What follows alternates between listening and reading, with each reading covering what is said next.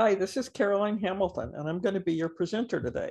So we're going to talk about how to prevent and reduce active shooter workplace violence incidents. I'm going to put a little return on investment information, and I'm also going to talk to you about the 5 things that you really have to do. Before you do that, I want to know, you may have seen this morning, I don't know, but this is a charming young lady who went into the hospital emergency room in Bradenton, Florida, which is in the retired side, the Gulf Coast side of the Florida Peninsula, still in South Florida. And a lady who was one of the security officers was walking by and looked up at the security camera and saw the lady was trying to load bullets into her gun inside the emergency room. And so she's been arrested now, but I published this like an hour ago. She's in jail after she brought a gun and dozens of rounds of ammo, including a laser sight. So here's all her paraphernalia. This is a Smith & Wesson. These are all her extra rounds, and the gun was loaded with 36 rounds. She also had a laser sight on it. And the lady saw it, the security officer lady saw it on the surveillance cameras and dialed 911, had the police there in 2 minutes. And now this lady's facing felony charges of introducing a firearm into a hospital, possession of a concealed weapon without a permit. She also had a drum style magazine. I'm not sure what that is, that had 50 round capacity and had 36 bullets loaded. So they said that one of the security officers approached her and questioned her and was able to take the gun out of her purse just as police entered the emergency room and took her into custody without a fight. So it was a Smith & Wesson Bodyguard 380 semi-automatic handgun with incorporated laser sight. And she's being held on a $3,000 bond. And here's the tip line in case anybody knows anything about it. But I just thought it was something that I would show you, because this is, I'm sure if you're in hospitals, this is just what happens every day. So we're trying to change that so that it doesn't happen like that. So now we're going to start talking about this. So let's see, what are we doing? Here we go. So I'm Caroline Hamilton. I know a lot of you here. In fact, the security officer at the hospital where my children was born is on the call today, which is great. Hi, Mark, how are you? And my friend Craig, and quite a few people that I know. And I really appreciate you guys. I feel like you have my back. I appreciate that. And so I started out in California, and I was doing all sorts of forecasting and risk projects, especially for political campaigns. And I did Sonny Bono's campaign for mayor of Palm Springs, which was one of my most famous campaigns ever. And of course he won. And then I did his congressional campaign and he won that too. And he was a nice person. He wasn't a mean person. And so now FBI hired me for a special project when they moved their operations center out to West Virginia. So I came back to Washington, D.C. for that. And I never left. I stayed there for 15 years. And then my son had twins. So I came down to Florida to help him out. But now I'm hopefully going to be able to move back to Baltimore and the Eastern Shore of Maryland, because I really like it there. And it really doesn't matter where I am anymore. So I also work with banks, manufacturing organizations, even law enforcement in some places, county, local, city, county, state, federal government, everywhere. And I also write assessment guidelines for people. So my number one thing I used to do was the risk assessments. But now, presentation mode, okay. Is that? There you go. This is all the other things that I do. And I do risk assessments for people too. And I also write the risk assessment guidelines, or I have in the past, for the Coast Guard and the Justice Department and schools, and even how to prevent medication errors in pediatric patients and little small tiny things. Worked with Cleveland Children's Hospital, CHOP, Philadelphia Children's Hospital. So that's all about me. So one thing I wanted to mention was that we got this terrorism advisory in June. Everything I'm going to talk about happened in June today. And it says that things are really bad. And the people it warns are faith-based organizations. We've had 2 church shootings. schools, racial and religious minorities, government facilities, infrastructure, which is hospitals, media, and political opponents. And so they're talking about all these things. I summarized it for you in this link. And so when I send you a copy of this later today, you can just take this. I would recommend that you take this and send it out to everybody in your organization and tell them a new terrorism bulletin came out in June and you wanted them to be able to read it and have a copy of it, because I think it helps to know what possibly could be coming. So now we're going to look at the active shooter incidents in the United States in 2021. This just came out in June also, and it compares 2021 with 2020. So you can see that in 2020, they had 40 incidents in 19 states. 2021, 61 incidents in 30 states. How many casualties, excluding the shooters? 164 in 2020 with 38 killed and 126 wounded.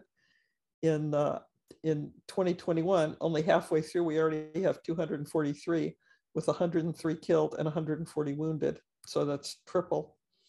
And we have half of the year to go. Law enforcement killed, not very many, 1 in 2022 and 2021. Law enforcement wounded, 11 in 2020, only 5 in 2021. Which incidents met the mass shooting definition? We had 5 that met it in 2020, 12 in 2021, which means that 3 or more people were killed. Incidents where law enforcement engaged the shooters, we had 8 in 2020, 17 in 2021. Who were the shooters? 42 of them were out of 42 shooters in 2020, 35 were male, 3 were female, and 4 were unspecified. And in 2021, we had 61, 60 male and 1 female. Not much body armor. The shooters who committed suicide, we had 7 in 2020 and 11 in 2021. And what I notice about this, as the age of the active shooters get older, they're more likely to commit suicide. The ones who are younger, the 20s and 30s, they want to be taken into custody, and I think it's an age thing. I've noticed it before. Shooters killed by law enforcement, only 4 in 2020, and in 2021, 14. So I think you can see that this is getting more serious, which it should, because of these, just how many incidents there were. And I talked to somebody else who went to this webinar last week, and he said that that's the thing that really got him and got him to go in and talk to his management, because he didn't realize the numbers are so high, and it's shocking for everybody. We had 24 of these in 2020 who were apprehended by law enforcement, and we had 30 in 2021 already. And 1 at large, there were 5 at large in the other. So this has happened last week, Friday night, the baby boomers potluck dinner in an Episcopal church in Vestavia Hills, which is a really, really nice area in Alabama. It actually killed 3 because the one who was injured has now died. And so what they did was they had this gunman open fire on their potluck dinner at the church. And what happened was all they were doing was eating, and everybody brings a dish. That's a potluck. And this guy was sitting at the table all by himself, at a table by himself. And they had no knowledge of who he was or why he started shooting, but we found out soon after that, let's see, let me go back.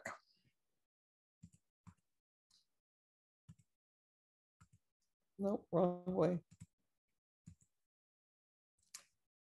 No.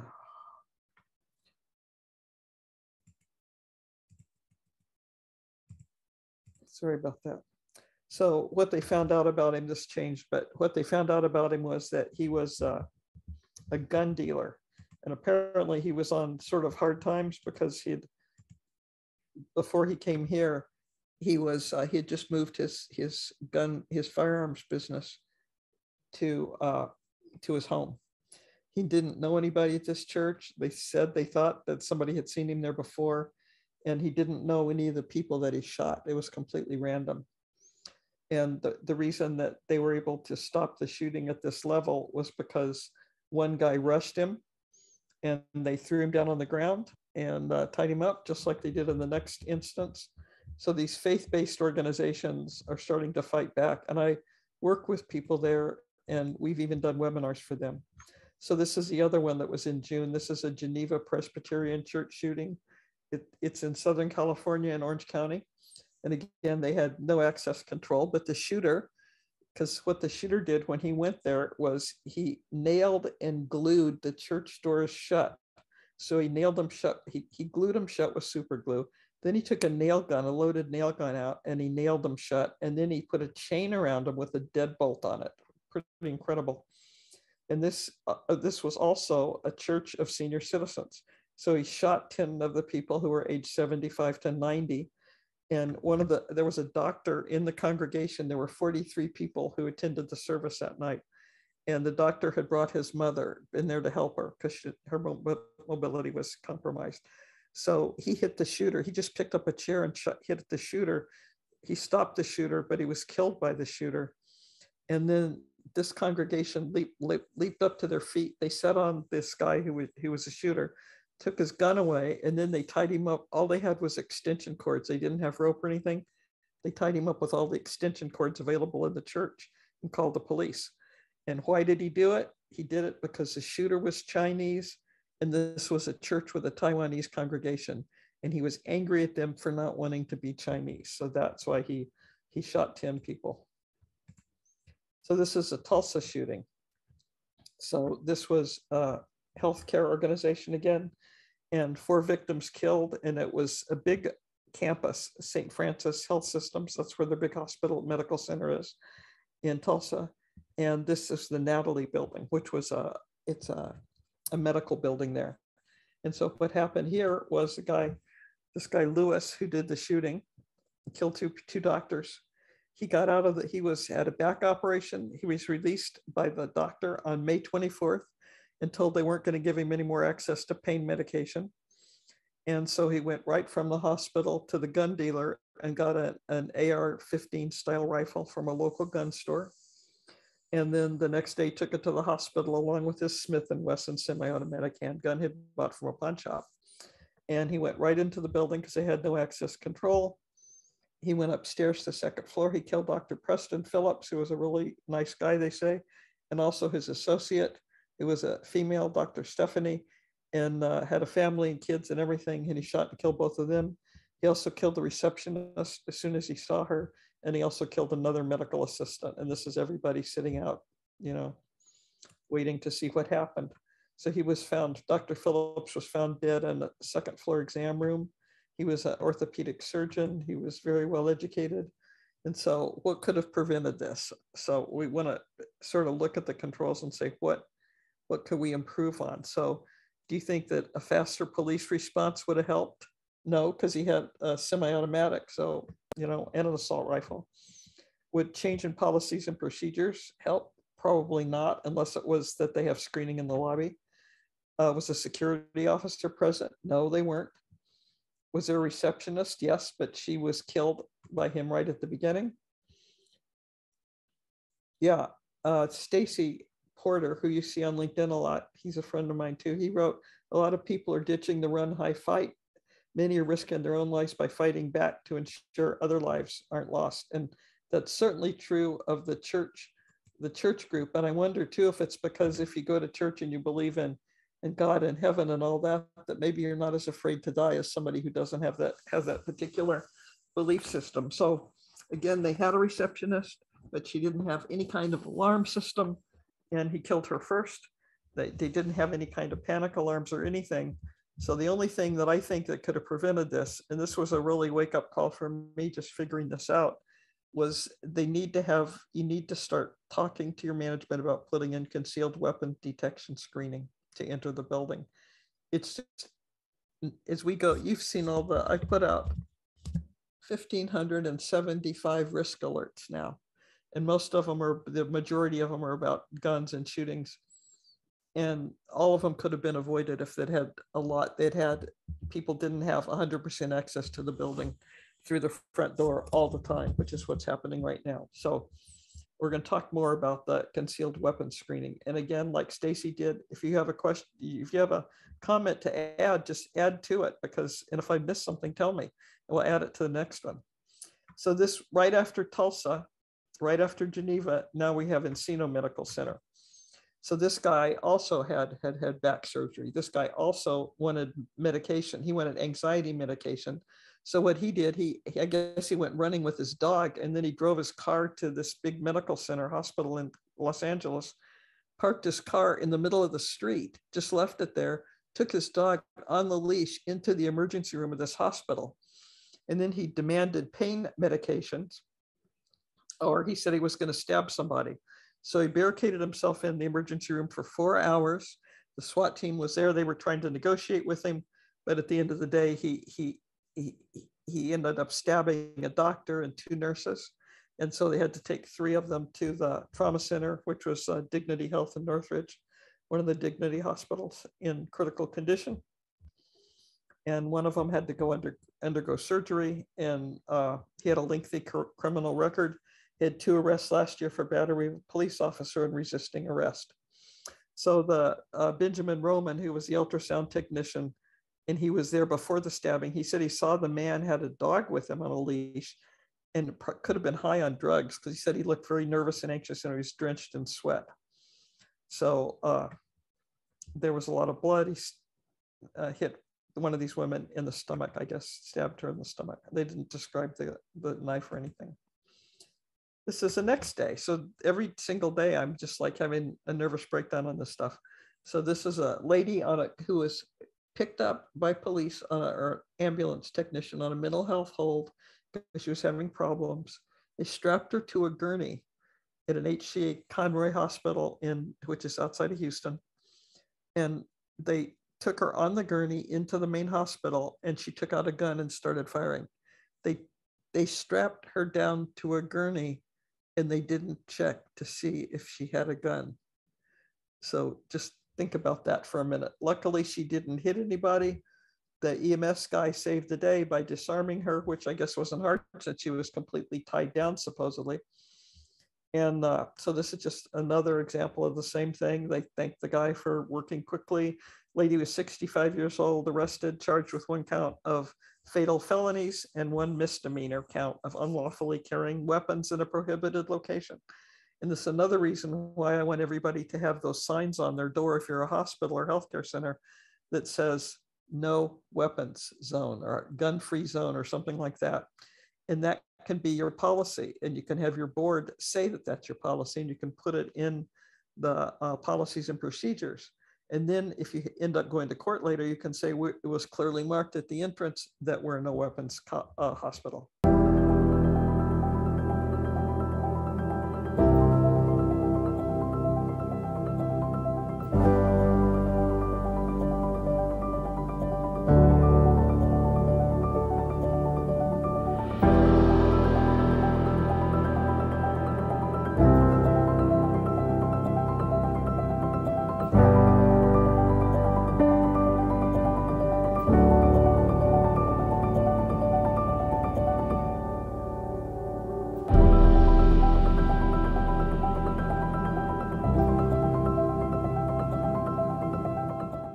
Again, safety and security are really about compliance and liability.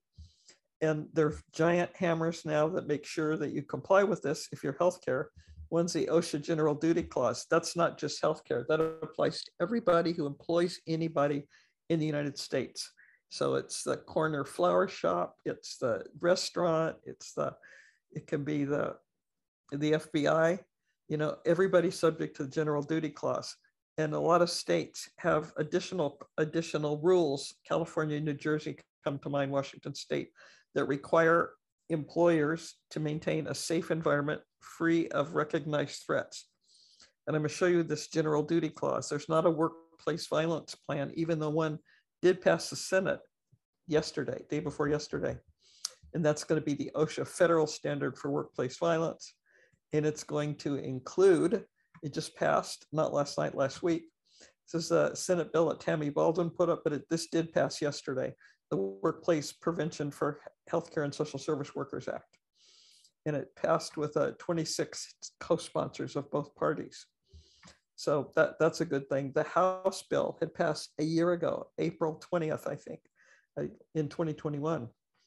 But this is the one that just passed now. And this is what it looks like. So this came out, was supposed to be issued as a bill in 2013. They didn't have the votes. So OSHA sent it out as a guideline. But the House bill, which is number 1190-95 is the House bill, which is the same as the Senate bill with minor changes. But you can get it online right now because it's been there for 5 years. So it's OSHA 30. You just go in and check on OSHA 3148. But I'm including it in what I'm sending out to you. I'm sending you the link, so you can just wait till you get my email and then just click on the link and you can access this. It has really good stuff in it. It has ethical considerations to do when you're in Katrina. This is what prompted this whole thing. The hospital that was submerged like a lake. And what do you do when you have patients who are hooked up to, life-saving, life-critical machinery that's helping them breathe, ventilators and things like that. And then you find out that you're in a lake and the electricity is not going to come on by 6 o'clock tonight. It's not going to come on for 3 months. So what are you supposed to do then? So it has some of those things in it too, but it also has a lot of really good guidelines that I have been using for the last 5 years anyway. And it'll be nice to have it be federal legislation that'll be standard for the whole country. So again, we're talking about what do we need to do to prevent this from happening over and over and over again. And so I put down to 5 different things that you should do. Number 1 is the security risk assessment. It's required by OSHA. They call it a work site assessment. It's required by CMS. If you're a healthcare organization, the Centers for Medicare and Medicaid requires it too. And annually, an annual assessment. And then after you go through the assessment, we'll talk about that later, then you can know what your new threat profile is. So just like some of the places like Big Sky, Montana, right at the start of Yellowstone National Park, they've never had an issue there with anything. All of a sudden, they had the roads buckle up. They had the floods, wash houses downstream. Now they have an issue. So they have to change their emergency procedures based on this new information. And that's what everybody's supposed to do. That's what CMS, that's what everybody, OSHA is going to say when they come out to look at you and see what you've done. They're going to want to see your last risk assessment, and they're going to want to see how you implement it in your security plan, your emergency plan. So this is probably backwards here. This should be first. Second thing, A is for access control. So you have to get some access control into your organization. A lot of times I go in places and they'll have access control for one half of a building and not the other half. Have to have it. If you're missing one door, it's too much. It's just like I went to a place one time and they had a big, huge Kennedy Space Center. They had a big, huge pond in front that had alligators and stuff in it. And they had a fence around it except for 3 feet. 3 feet were wide open. So you could still walk right in there. Anytime you have a fence, even if it's 100 feet long, if you have an open area of 1 foot, it's too much. It means you don't have access control. So you want to have that part of access control. And Stacy wrote again and said, to add to that, an assessment should be conducted by an outside entity and not somebody in-house. You will not get an accurate risk assessment. Thanks for bringing that up. One of the things I wanted to say about that was I did a big assessment on a 27-story hospital. And the first thing they did was, I like to start at the top and look at everything and walk down as I do my findings. So the top floor had the door that went out to the roof. Of course, that door was unlocked during the day. It shouldn't have been. It was supposed to be access controlled, but nobody did it. They left it unlocked in case they wanted to go take a cigarette break up on the roof. What I noticed that none of them, there are 5 men with me. And what they didn't notice that I noticed instantly was the whole room was covered in black mold. They had black mold dripping from the ceiling. They had ceiling tiles that had been brought there from the rest of the hospital because they have black mold on them. And nobody had done anything about the mold. So all this was getting sucked up in the top right into the ventilation system, and black mold was being spread out throughout the hospital. And to this day, I can't understand why they couldn't see it when they walked into it. You could see it, you could smell it, horrible. Anyway, A is for access control. So you really have to get a screening system set up for your lobby. I know that hospitals complain about it, but really nobody else does. When I had a small office in Annapolis years ago, somebody was in a medical building, just came to the front door with a gun. And by 5 o'clock that day, we had that person arrested. We also had a buzzer system put in with a mirror so you could see who was out there, everything. And no more free entry, even in my small office, because I knew all those people. I didn't want them to get shot. And so it's the same thing here. You have to start with access control, and not just a walk-through or a metal detector like a revolving door or anything like that. What we want is concealed weapons detection screening. That's the only way you're going to find out that the lady on the gurney has two guns with her, or this other lady in the emergency room, or anything else. Is they're not going to bring in the weapons. That's why they're weapons. They're concealed.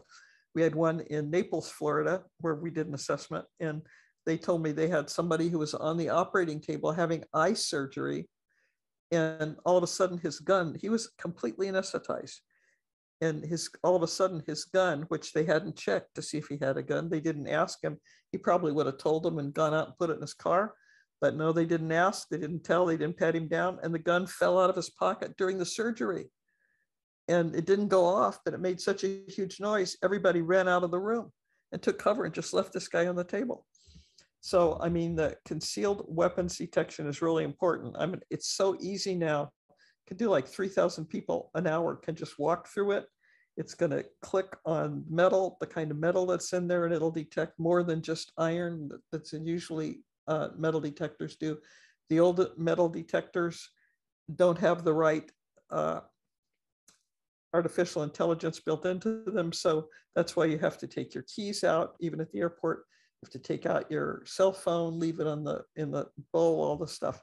You have to do any of that. It'll detect everything, and it looks at the entire composition of whatever you have, and it only stops you if there's a weapon in there. So that's the second thing you need. First, you have to do the assessment. Second, you have to have the concealed detection. And it's very inexpensive. That's the thing that kills me, is nobody even knows. They think it's $25,000. It's not. It's very, very inexpensive to put in place.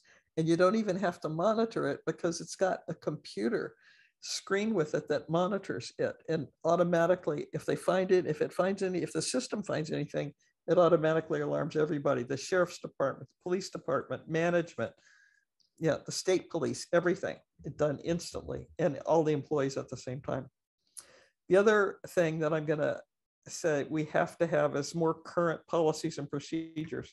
I saw a huge company whose name you would recognize, and they wanted me to update their policies and procedures. It had been 40 years since, and they had offices all over the world, 40 years since they updated their policies and procedures. And you saw that in Uvalde too, right? They knew the policy and procedure was you go in, and it's been this way since Columbine. You go in, you disarm the shooter, you walk over bodies if you have to, but nothing should interfere with you immediately entering the building. If you're law enforcement, immediately you enter the building, you find the shooter, and you take him out. That's the rule. That's the policies and procedures. And it was their policy and procedure, but they didn't follow it. And I'm sure you've seen that Pete Arredondo, the quote watch commander, said he didn't know he was a watch commander, and he didn't believe that they should have gone in there because a police officer might have been hurt. So basically 19 police officers outside the door to those classrooms, 19 kids getting killed inside. The 8-year-old kids were using their phones to call dispatch, call 911 and say, please send the police, we're getting shot. Then they still didn't let people enter the thing until like 67 minutes in. And a bunch of the kids would have survived at that point if they had let the first responders who were waiting outside also. They had 68 people waiting outside the doors to those two classrooms while children were getting shot inside. They bled out. They didn't make it because they waited. So another thing, I think the other thing, and this is based on what makes sense. It's the logical thing to do. And also, it's something that I analyzed out of 60 different controls. It come down to this. Other thing is you have to secure the doors. Windows, if you're in a high crime area, which you will know because your threat assessment with your risk assessment told you that. But the doors have to be locked and they can't be propped open. So I was at a big hospital down in LA in first week of March, and I went out and did a lighting survey at 3 o'clock in the morning. And what did I find? I found 3 doors propped open. I asked the next morning if I could get a cup of coffee. They said, oh no, our cafeteria is closed. I said, well, it was 10 o'clock in the morning. Why is the cafeteria closed? Rat infestation, because they left the doors open so the cafeteria staff could come in and out and smoke. And while they were coming in and out, the rats were coming in because that's where all the food was. So they had so many rats that a patient reported them, and they had to close down their cafeteria for a week. So the policy has to be to secure these doors. They have to be locked all the time. They have to have door alarms on them. So somebody gets notified either at the police department or the security department if any of those doors is open for a second. You can have a door alarm on it. But this thing of having management, I went one place in St. Louis where the managers, it was the VPs all got together, sat out in the patio, and you went out a back door and propped the door open. So it happens every place. It happens every single night. It happens in the daytime on a nice day all the time. It just can't happen. Because again, that's how Parkland happened, right? With 17 injured, 17 killed, kids killed again, Sandy Hook. You have to have the back doors. You have to have the doors secured 100% of the time. Otherwise, you might as well just leave them open, except for the rain. So these are my 5 recommendations. Number 1, make sure your assessment's correct and up to date. 2, get some access control in place. Do the concealed weapon screening, because nobody is going to get killed if they can't get weapons into the hospital where people are. Yes, something might happen in the lobby or out, but I would start it before the lobby. Put your kiosk out there with a security officer there, and they have to get permission to come to enter the hospital, or the clinic or whatever it is. Don't just let people walk in there, because we can see from all these things that what happens is you get killed. That's exactly what happens. So we want to prevent these things from happening. So again, we've talked all about Uvalde. Now they finally put this guy, Arredondo, they put him on leave. He said he didn't know he was a commander. He didn't get any messages. He didn't know. The dispatchers are calling. The commander said he wasn't notified that 911 calls were coming from the other side of the door where he was standing. They didn't allow the first responders in, so kids bled out. And there has to be accountability for that. So they put him on leave yesterday, Arredondo. So luckily Congress hopefully is going to get involved and do something about this. So now this is a Buffalo shooting that happened the day after that. This is classified as terrorism, and it was just classified last week as a hate crime. This is a supermarket in Buffalo, Minnesota, not Buffalo, New York. And again, of course, you wouldn't expect them to have access control. But this was a racism and hate issue where the shooter found the place in his county that had the most Black customers, and he drove 3 hours to get there and kill people. So the problem is he had like a TikTok account, like a social media account. It'd include 2 retired FBI agents. He had 6 people on it. He was sharing information with them. They have his phone records showing him driving down and telling everybody all the horrible things he's going to do when he gets there. And then the agents that he's saying, now I'm going in now, it's half an hour, I'm going in half an hour, it's going to start. They had the 2 retired FBI agents who were in his chat room had 30 minutes advance warning of a mass shooting where 10 people died. If those agents who should have known better had picked up the ex-retired agents, picked up the phone and called the local police, 10 people would be alive with their whole families intact. Instead, he invited these 6 people to read about his plans in an online chat room, including the exact location of the market he was going to target. About half an hour before the carnage began, he told them that's what he was going to do. And very, very bad, very bad. We did the church shooting. So let's get to the fine. So this is when you talk to your management. One of the things that's happened to me before is management. One of them in downtown Baltimore, at a big health care center there, said, I explained to him why he was out of compliance on HIPAA. And I said, I know that you've the federal government gave you a $9,000 HRSA grant, which is health resources for hospitals, to combine these 4 practices into this hospital, outpatient hospital. And I said, when you sign up, when you're a federal agency, when you're anybody and you borrow money from the government, there's a clause in there that you sign, and saying the CEO signs it, or the CFO, and it signs that I attest that we are up to date with all federal reporting guidelines. So if you're not up to date with CMS, you're not up to date with OSHA, they can sue you. In fact, one company I talked to, they took the money out of their account. They found out they weren't in compliance because they had some high profile active shooter event. And the next day, the controller found out $8 million missing out of their account because they weren't in compliance, and they had attested that they were. If you attest it and you don't do it, that means they can come and take that money back, and they do.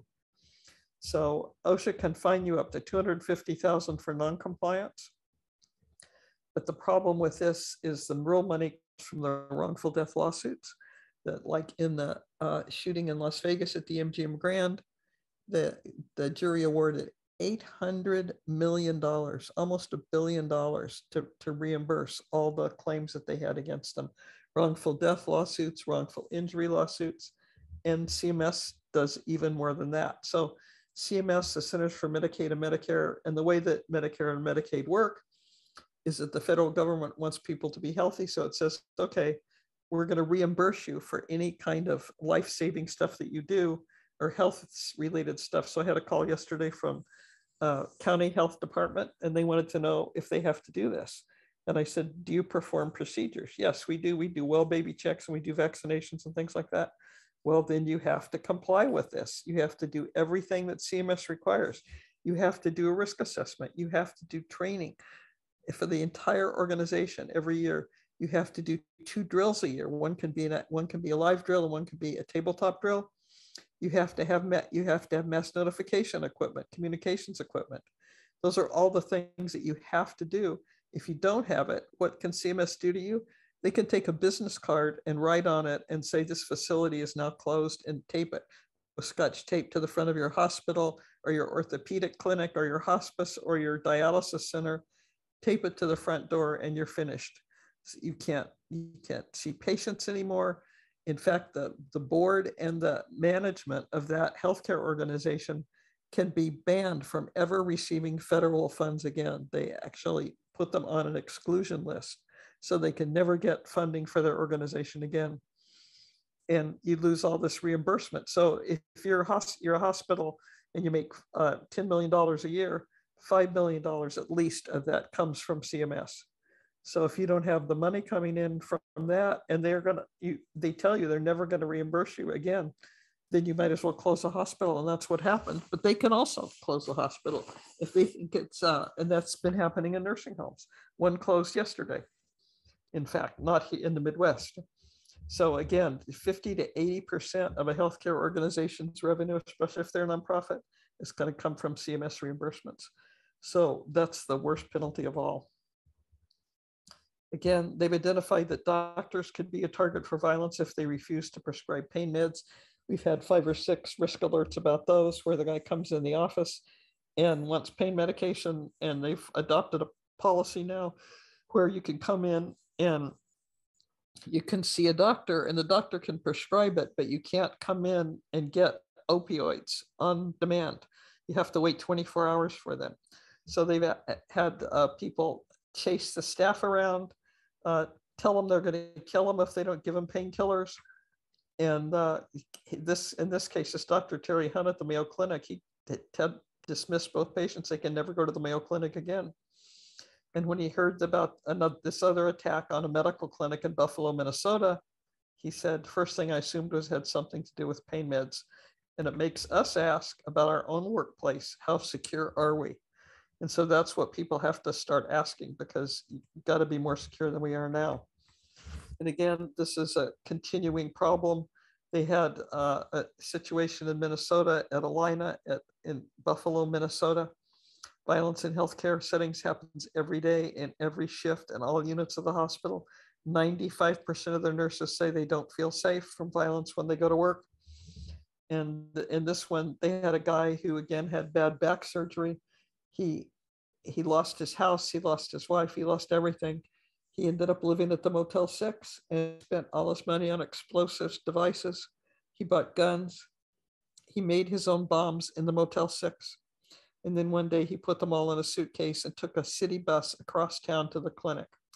Walked in the clinic, shot the receptionist, shot another person, set off these explosive devices he had, and then he called 911 himself and lay down on the floor and waited for them to come and get him. So again, the number one factor why this keeps happening, especially in hospitals, is that people have this "it can't happen here" mentality. And I've seen it a lot this week, because in Tulsa, they said that too, that very close. They said that in Alabama at the baby boomers potluck. They said, "It can't happen here. We're such a close-knit community. We know everybody." Same thing happened in Uvalde, where all those kids died. They said, "It can't happen here." I think you probably remember the first day that happened. And they were explaining that Uvalde was such a close-knit community. You know, Matthew McConaughey's from there. He went back down to talk to them. And so people still have this idea that people are growing under these requirements that make it so safe that they don't even have to think about this. They're not aware of the fines. They don't even know what the general duty clause is. They have no idea, and they don't know that all these things are required now, not just a choice anymore. And it's just, it's absolutely incredible how that mindset keeps to pervade everything. It just causes people to get killed. So what would have prevented that Alina thing that I was talking about? Restraining order. They had a restraining order on this guy, but they never enforced it. When he came in, they would reward him. They'd give him a cup of coffee, and the doctor would come out and talk to him and ask him how he's feeling. So he'd always come back because he has no incentive to stop coming back. Again, they had no access at the front door. They didn't know who to look for if he came in. They didn't have any kind of an alarm. They didn't have any kind of place of refuge. So when the shooting started, people could lock themselves in someplace. Didn't have any of that. And these are the kind of potential active shooter controls that we usually look at. And again, I never thought about really ranking them or anything, but you think about them: access control, panic alarms, active shooter policies and active shooter policies and procedures. Barriers where you have those heavy steel barriers, you can block something off, gates, bomb threat procedures, and they will need them after this Roe versus Wade thing got overturned. Bulletproof glass, like they have it on the cashier's case, but no place else. If you have a first floor building, it needs to be around the windows on the first floor. Camera coverage, active monitoring of the cameras. 2 of these recent incidents, they thought the shooter had already left and he was still in there shooting. Another emergency communications, at least that I think most people have now. Updated disaster recovery plans, updated emergency plans every year after you do the assessment, see what your threat level is. I went to one hospital and I gave a talk, and people could join it like it was a training class, could do it, come into the auditorium and see it in person, or they could do it on their phones. A bunch of them did it on their phones. And when I explained to them that they were in the bottom 5% of safe cities in the United States with a big college campus there, they couldn't believe it. They wrote me, 25 people wrote me and said that can't be right. And it was right. 95% of cities in the United States were safer than this city that I'm not going to name. But we have all that data now. We know what to say. We know what to do. It just explaining to people so they actually understand how likely they are to have something happen. Incident response plans, radio phone pager compatibilities, having security on the site, or at least having security, hiring an off-duty police officer, state police, come in when you have a termination. Because we did another survey and we found out that 70% of active shooter incidents are related to terminations, or not getting a promotion. That's another one. That's what triggered the guy who stabbed 25 people on January 1st up in Maryland one year, was he didn't get his promotion and they wrote him a bad review. So he came in on New Year's Day and killed 25 people. Emergency generators, security, the workplace violence program, which everybody's going to have anyway. So they might as well just get it, do themselves a favor and just get it over with. So again, I'm going to talk a little about the access control, the sealed weapon scanning.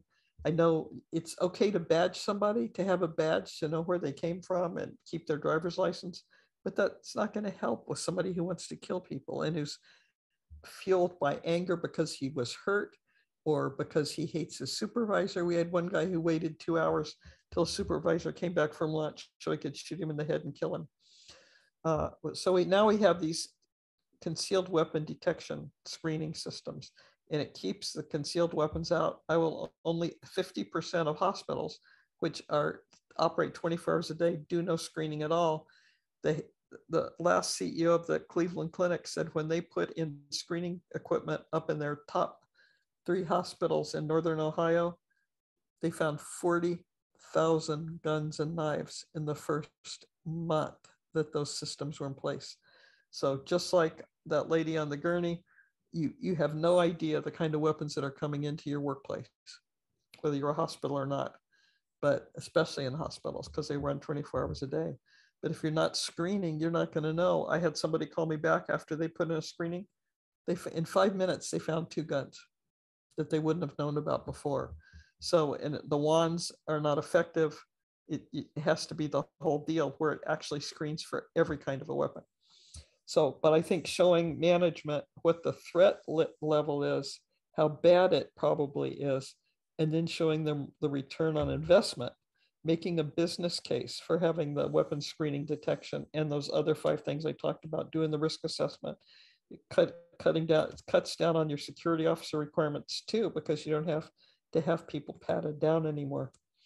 This has started when I moved to Washington, D.C., which was around 1995. And they started this risk assessments in 1998 on high value critical assets. And so it's a standard methodology, and every single federal agency uses it. Most cities, states, counties, city governments use it. It's used by FEMA, Department of Homeland Security, Department of Defense. And again, most large companies do it routinely now too. So if you tell them, this is what happens when we lose somebody. So somebody comes in, they shoot somebody and kill them. Maybe it's a coworker, maybe it's something else. Maybe it's suicide. We had one of suicide in the last 2 months too. A nurse committed suicide in the emergency room, shot herself. She brought her gun in, nobody knew. They didn't do screening, so they didn't know she brought her gun to work every day. So what we look at to do a return on investment analysis is we look at how much the control costs to put in place, how much it's going to cost to maintain over its life cycle, and then we balance that against the value of that asset. So what's the value of a human life, for example? And then we bounce that against and analyze to see if any controls would prevent it, what the highest threats are. And then we take that whole list of controls, that was just a little subset you saw, and see, okay, if we have better policies and procedures, is that going to prevent an active shooter from incident from occurring? No, it's not. Would it prevent the rape from occurring? Probably not. Go down all of them. We have them all put into an AI database so you can see what the return on investment is. Taking the frequency of the threat times the criticality and the value of the asset, and then looking at the cost of putting that control in place because it is protective of that asset. So again, it measures the cost of the control based on the loss that you would have if it was damaged or destroyed, the asset. And then you do that calculation. And so we can apply it to the purchase of a concealed weapon detection system. And so again, human life is, sorry about the slides, is more difficult to value. We can look at what are the most likely threats to personnel: workplace violence, injury or death, disability, assault, rape. We had all these at a Philadelphia cracker factory where they make goldfish crackers, and they fired this girl, and she went out to her car and got her Glock. The security officers saw her coming, and they locked themselves in a cast iron boiler room, and she came in and shot the 3 people who had fired her. So one of them was disabled as a result of the injury. The other 2 died. And that's just, and again, there's a link to the terminations and everything else. So the other thing I was going to say was you can rent a cop. for if you're going to terminate somebody, especially somebody who you may think has some issues. They could be, just lifestyle issues. They could be age-related issues, dementia, things like that. But you need to have the police there for 2 hours while you terminate the person and an hour after the termination, because just the sight of an armed officer there is going to discourage them from acting out until you can get them terminated and out of the building. So again, when we look at threats, I can show you. Okay, go back. That everyone has a likelihood of event and things like that, likelihood of something happening. And we analyze that and put it in place. So again, we have the loss of personnel and the series of controls that we bounce off to see if it would apply. And after we apply these techniques to them, then we get a savings figure on how much it would cost, how much it would save, and you do the math and you can say, if you spend $1, if for every dollar you spend on screening equipment, you're going to save $18,000 by preventing a threat from occurring. So those are the controls that we go through. And so it shows how high the return investment is on something like that. And again, the required elements, doing the risk and safety risk assessment on every facility every year, and has to incorporate the most current data. And then we go through analyzing all that threat data, and we get it from multiple sources and we average it together. Then we look at the cost of replacing the asset at present day replacement value, if it's the part of the facility, if it's a physical emergency room, if it's the front lobby, whatever it is. And then including the dollar value of what you're protecting. And then we survey people to find out what they're doing and how they understand if they understand their organization's security program. Most people, about 50%, don't. They don't even know you have it in place. Then we update the emergency plans based on the new threats, based on the result of the risk assessment. And especially with climate change, there are a couple of things that are really important. One is that the heat, have these heat domes that build. There's going to be one this weekend, I think, in the southeast, but there was one last June in the northwest up by Washington State, where the temperature, it's never above 72 degrees, went up to 106 for a week. All these people died in their older people in their apartments and the nursing homes and things like that. Same thing in Miami with rapid sea level rise. I saw in one hospital, I stood on the loading dock and it looked like a river. I could have stepped right into it from where I was standing on the loading dock. The surge was 6 feet high, and that's not going to get better. It's only going to get worse. Increase in local crime and violent crime, increase in workplace violence injuries. That's another one that they track in every organization, has OSHA 300 series.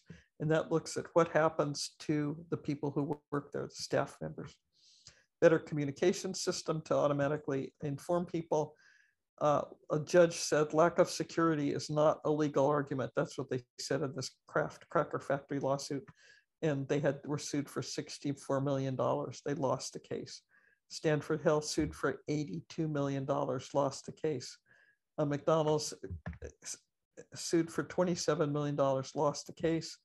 And here's another one, Del Mar Hospital outside of Chicago, received almost $8 million after a prisoner that was brought to the hospital traumatized and raped one of the nurses. This is information, so you can read that when you get it. And you should subscribe to my risk alerts because they come out every day, just like they did today. And not every day, twice a week. I guarantee twice a week. And it also covers some of the other things we factor in are the reputation loss, millions of dollars in liability if it occurs. These are the wrongful death lawsuits.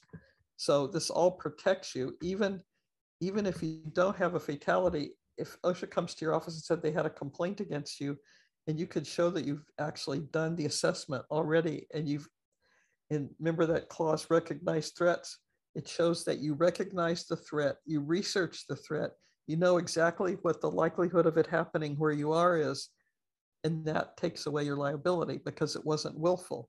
You didn't do it because you didn't want to know. You didn't do it because, you forgot. You have the assessment to prove that you've done your homework, you've identified the most threats, and you used your security budget to mitigate those threats. That's the secret to this whole thing.